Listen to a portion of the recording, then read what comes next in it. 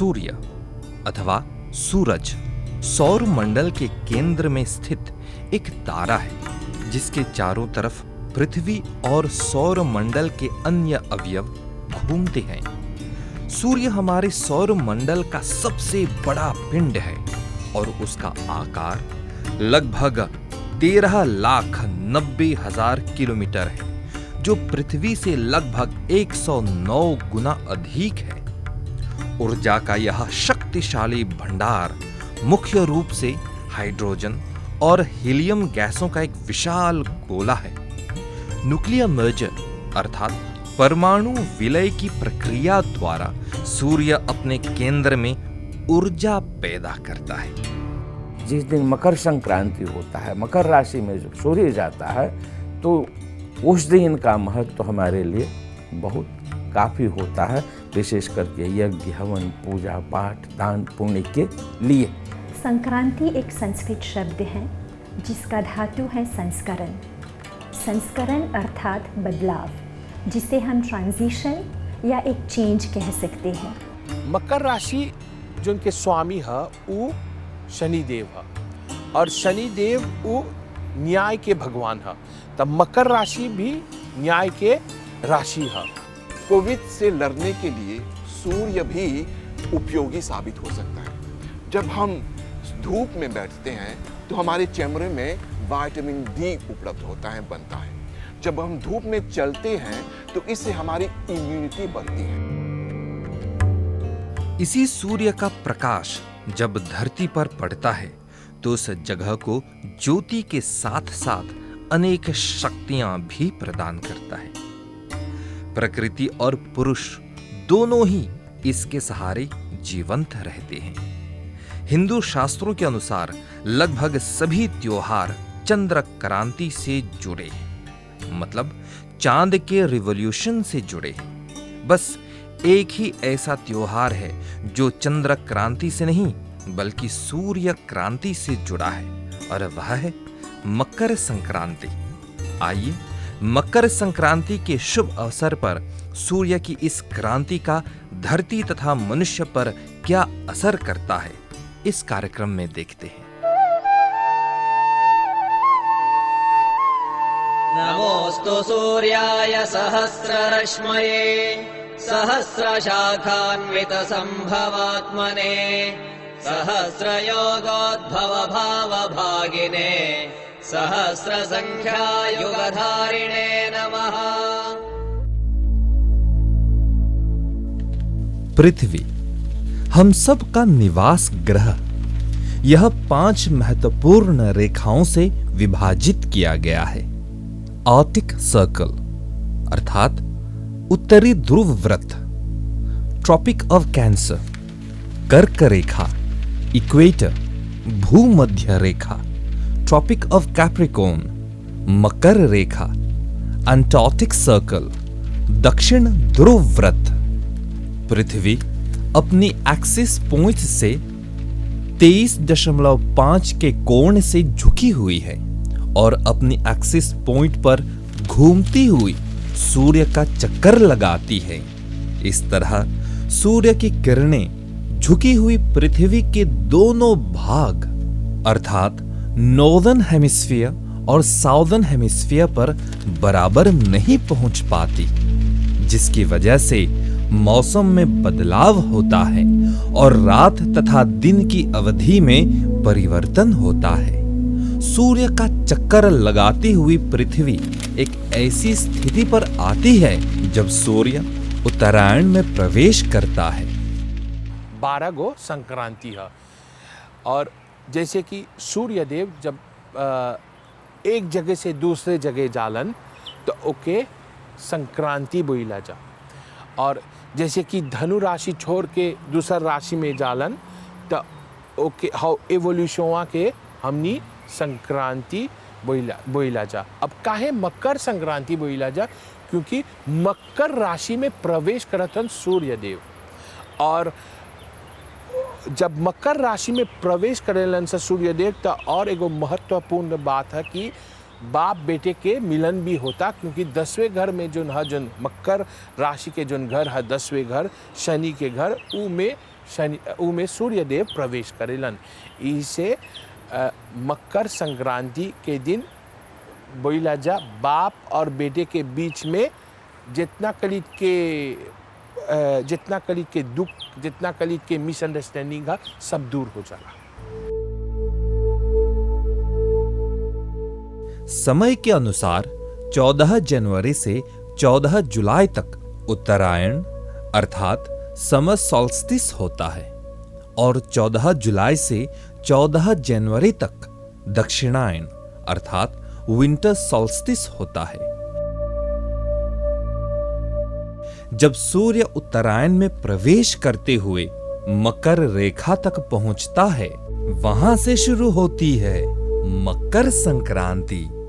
मकर राशि जिनके स्वामी है वो शनिदेव है और शनिदेव वो न्याय के भगवान है। तब मकर राशि भी न्याय के राशि है। तब जब सूर्य देव मकर राशि में प्रवेश करेलन तो जितना कलित के न्याय है, जितना कलित के काम है, जितना कर्म है, सब में प्रकाश देवेलन। तो सूर्य कौन जी है? सूर्य बाप है, सब ग्रहों के राजा है, सब ग्रहों के सबसे श्रेष्ठ ग्रह है सूर्य ग्रह। तो जब और शनि ग्रह वो कर्म के ग्रह है, वो सब जितना के न्याय अन्याय सब ओकर हाथ में है। तो जब सूर्य देव प्रवेश करेलन मकर राशि में यानी कि 10वें घर में का करेलन, जितना कलित के काम ब्लॉके होल बा, जितना कलित के एजिस्टिस होला, जितना कलित के प्रोमोशन और जितना कलित के डिमोशन, सब ओकर में सब उद्धार कर लेलन। शास्त्रों के अनुसार दक्षिणायन के समय देवताओं की रात्रि होती है अर्थात नकारात्मकता का प्रतीक, तथा उत्तरायण को देवताओं का दिन होता है अर्थात सकारात्मकता का प्रतीक। इसीलिए उस दिन जप, तप, दान, स्नान, श्राद्ध, तर्पण आदि धार्मिक क्रियाकलापों का विशेष महत्व है। ऐसी धारणा है कि इस अवसर पर दिया गया दान 100 गुना बढ़कर पुनः प्राप्त होता है। मकर संक्रांति के दिन ही गंगा जी भगीरथ के पीछे पीछे चलकर कपिल मुनि के आश्रम से होती हुई सागर में मिल जाती है। मकर राशि में जब सूर्य जाता है तो देवताओं के देवलोक के लिए, वैकुंठ लोक के लिए, मोक्ष की प्राप्ति के लिए, पुण्यात्माओं के लिए रास्ता खुल जाते हैं। जैसे पौराणिक जोशों के ग्रंथों के आधार पर कहते हैं, महाभारत का जब युद्ध चल रहा था तो भीष्म पितामह अर्जुन के बाणों से विद्ध होकर के युद्धस्थल में जब गिरे तो उस समय सूर्य जो था दक्षिणायन मार्ग से चल रहा था। तो दक्षिणायन मार्ग से जब चलता है तो लगभग शुरुआत जब दक्षिणायन की होती है तो 6 महीने जो है दक्षिणायन मार्ग से चलता है। जब मकर संक्रांति में आता है तो उत्तरायण मार्ग जो है सो कि खुल जाता है, जो पुण्यात्माओं के लिए मोक्ष को देने वाला और धार्मिक लोगों के लिए स्वर्ग की रास्ता। इच्छा अनुसार कोई स्वर्ग की कामना करता है, कोई मोक्ष की कामना करता है, तो उसके अनुसार वो सब देवलोक में रास्ता खुले रहते हैं। जैसे कि भीष्म पितामह तो इच्छा मृत्यु का वरदान है इनको, ये जब चाहेंगे तब अपने शरीर को छोड़ेंगे। तो जब इन्होंने देखा कि अभी दक्षिणायन शुरू चल रहा है, अभी देवलोक का मोक्ष की प्राप्ति के लिए रास्ता बंद है, तो इन्होंने जो हो सो जब मकर संक्रांति का सूर्य आया तो उस दिन कहते हैं अपने प्राण को इन्होंने छोड़ा और मोक्ष की प्राप्ति हुई। मकर संक्रांति से हमें एक बहुमूल्य सीख मिलती है। यह सीख कि हम सभी मनुष्य सूर्यवंशी हैं। सूर्यवंशी की बात करें तो राजा राम या भगवान राम प्रतीकात्मक हैं। राम जी कौन थे? वह थे जिनकी आत्मा बहुत प्यूर थी। तो हमें सीख यह मिलती है कि हम मनुष्यों को भी एक प्यूर सोल डेवलप करना चाहिए और जो माइंड है जो हमें करप्ट करता है उसको हटाना चाहिए। सूर्य की पूजा यानी कि डार्कनेस हटाना, इग्नोरेंस हटाना, मोह माया से परे हटना, ब्राइटनेस को अडॉप्ट करना और उन्नति की ओर बढ़ना, शिक्षा ज्ञान की ओर बढ़ना।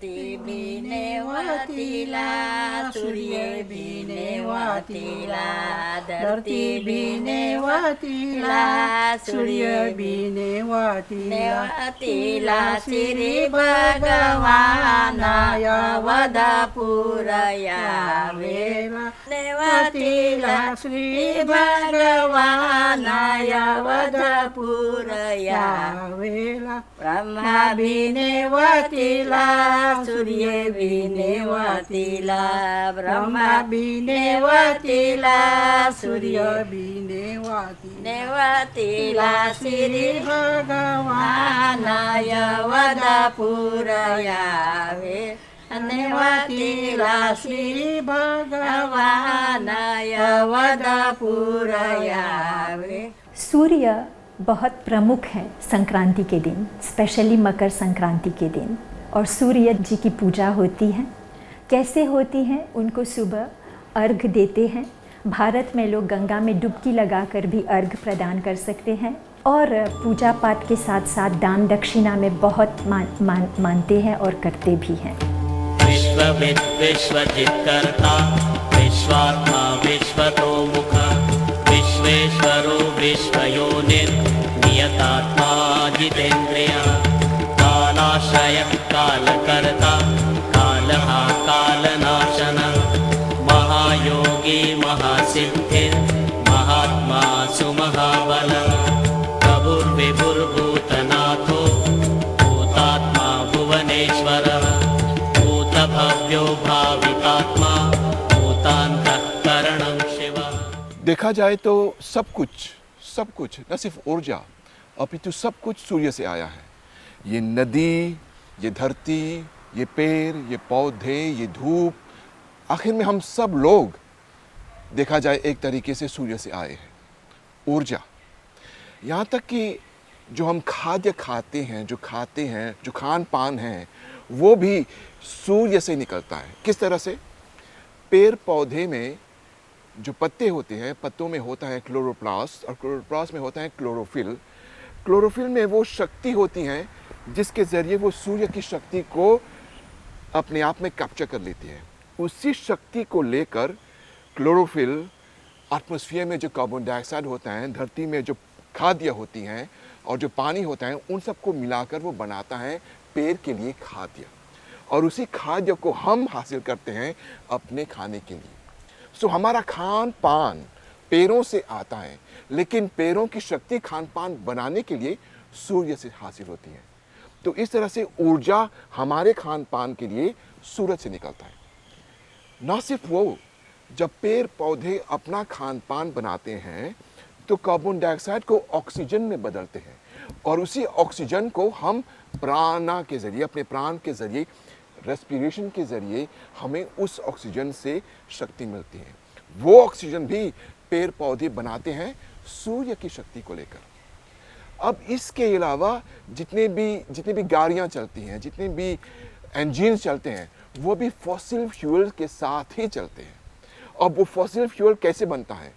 प्राचीन काल में बहुत साल पहले जब पेड़ पौधे मर गए थे, जीव जंतु मर गए थे, और जब वे ज़मीन के नीचे दब गए थे, उसी ही फॉसिल के ज़रिए फॉसिल फ्यूल हासिल हुआ, और उसी फॉसिल को डिस्टिलेट करके डीजल बनता है, पेट्रोल बनता है, और उसी के ज़रिए सभी इंजन्स चलते हैं।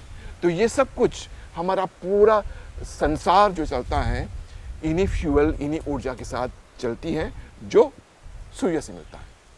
आदिकाल से हमारे जो ऋषि मुनि थे, उन्होंने इस पूरे ब्रह्मांड को समझने की कोशिश की, और उनके सामने वो सत्य आया, क्योंकि वे ऋषि थे, यानी कि सत्य को देख पाते थे, वे दृष्टा थे। तो उन्होंने उसी सत्य को मंत्रों में, शब्दों में पिरोकर हमारे सामने रखा, और ऐसे ही हमारे सामने आया गायत्री मंत्र।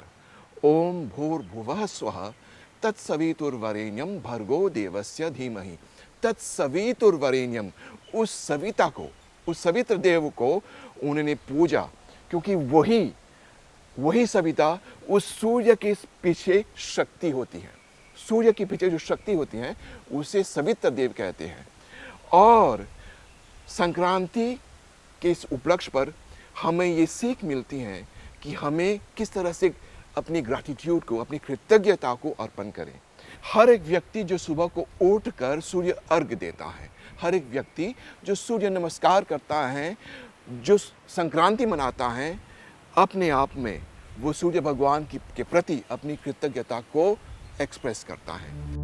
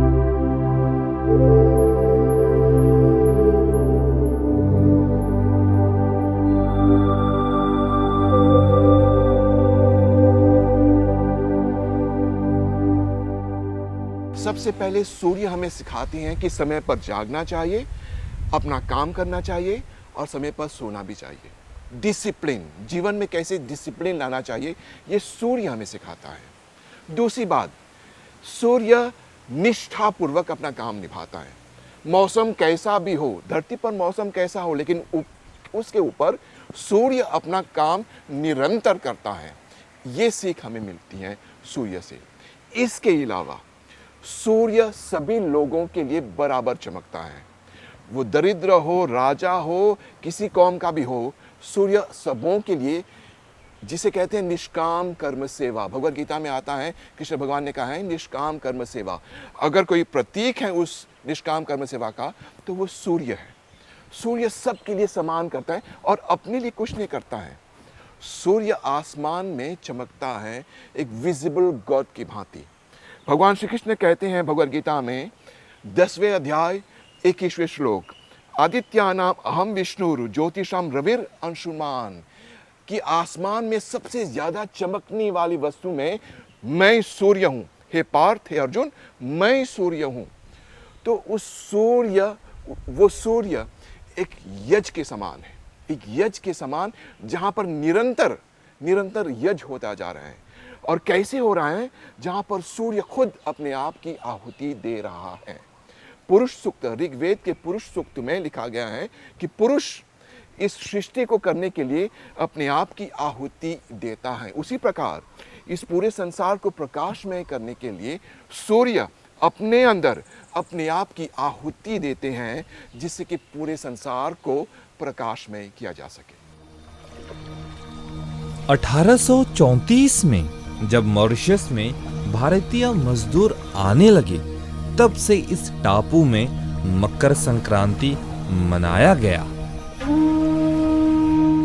अलग अलग प्रांतों से आए इन मजदूरों तथा इनकी संतानों ने आज भी अपने अपने तरीके से इस सांस्कृतिक त्योहार को जीवित रखा।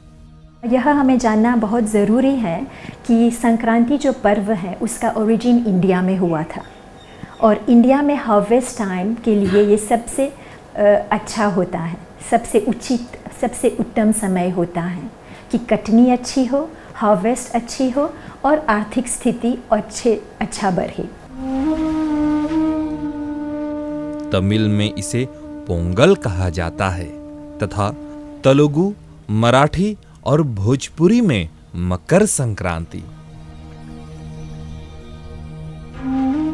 चूंकि भारत में मकर संक्रांति फसल से जुड़ी है, आज भी मॉरिशस में उस दिन चावल से बने अनेक पकवान की तैयारी की जाती है, जैसे खीर, मिठाई तथा खिचड़ी।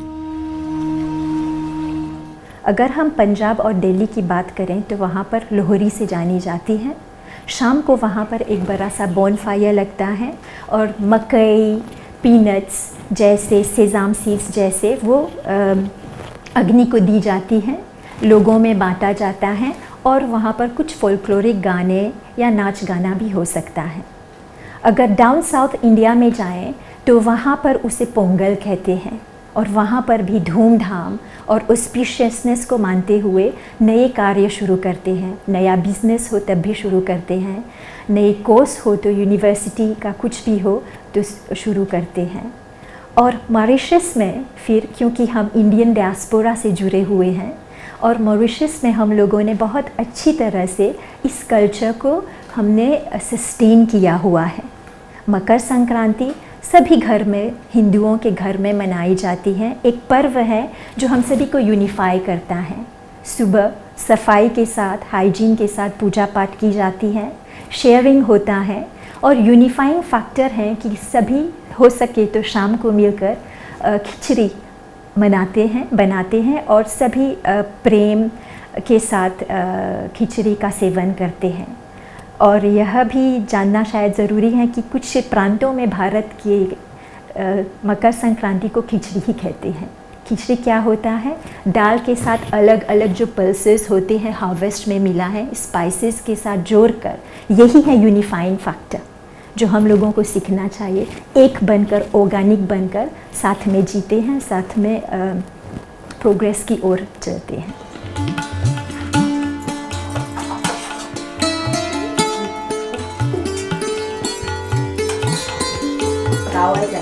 हाँ माया, तिल के, तिल की मिठाई, खिचड़ी में भी तिल डाला। खिचड़ी का सेवन, वो भी टमाटर की चटनी और मुरुम की भाजी के साथ, जैसे भोजपुरी में बोलते हैं, एकर स्वादवे दूसर है। लेकिन आजकल कोविड महामारी के चलते सभी परिवार एक साथ मिलकर इसका आनंद नहीं ले पाएंगे। फिर भी सूर्यदेव से यही प्रार्थना है कि अपनी शक्ति से हम सबको कोविड बीमारी से लड़ने की क्षमता दे। इस साल की मकर संक्रांति के अवसर पर हमारी यही प्रार्थना है। संस्कृत में एक श्लोक आता है, तुष्टिरष्टु पुष्टिरष्टु शांतिरष्टु, और इसका सूर्य भगवान एग्जाम्पल है। किस तरह से? कोविड से लड़ने के लिए सूर्य भी उपयोगी साबित हो सकता है। जब हम धूप में बैठते हैं तो हमारे चेहरे में विटामिन डी उपलब्ध होता है, बनता है।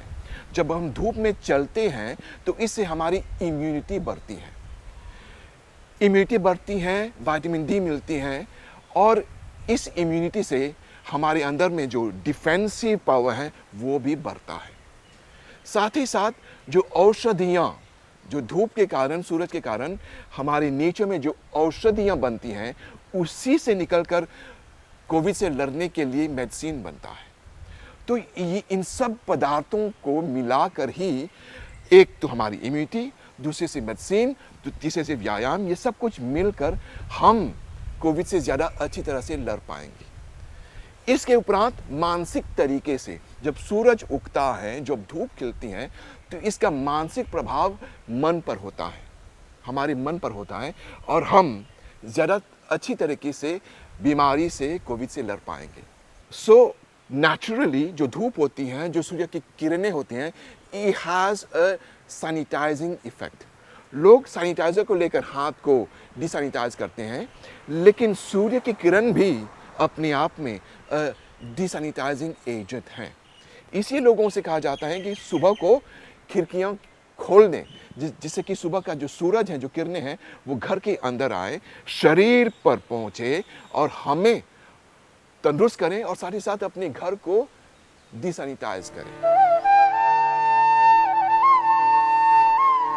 नमोस्तु सूर्याय सहस्ररश्मये सहस्रशाखान्वित संभवात्मने सहस्रयोगोद्भव भावभागिने सहस्रसंख्यायुगधारिणे नमः।